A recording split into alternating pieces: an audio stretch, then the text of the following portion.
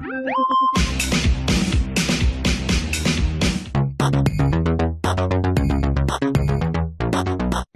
odlika visokog obrazovanja u Srbiji, odnosno ključni problemi sa njime, jesu to što nije dostupno svima, odnosno nije dostupno svim društvenim slojevima, naročito materijalno ugroženim studentima iz radničkih, seoskih porodica, tako dalje, usled visokih školarina. До сега многу лошо. До сега студентите беа најпасивна структура во друштвото, но на крај се собравме и направивме многу измени од кои сега се работи. Значи, како студентски пленум постоиме само неколку месеци, но имаме големи достигнувања и големи надежи за иднината дека ќе ја смениме оваа лоша ситуација.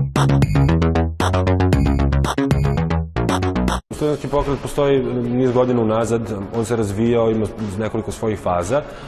Ono što smo mi kao Studentski front napravili jeste da smo shvatili da je jednostavno potrebna studentska organizacija koja se bori svakodnevno, a ne povremeno kad problem iskrsne, i da jednostavno kanališe interese, kako da kažem, radničke klase, odnosno materijalno ugroženih slojeva stanovništva, materijalno ugroženih studenta kojima je obrazovanje sve manje dostupno. Студентите го создававме студентскиот пленум како најдобра иницијатива и начин, на најдобар метод и некорумпиран начин да се организираме.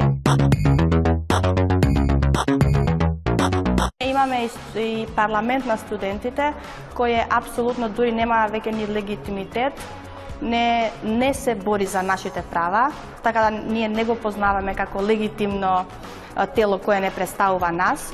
I tu su uglavnom omladinci, kako kažem, vladajućih stranaka koji nemaju interes da se bore za studentske interese, odnosno nemaju interes da oponiraju vlasti jer su njen podmladak.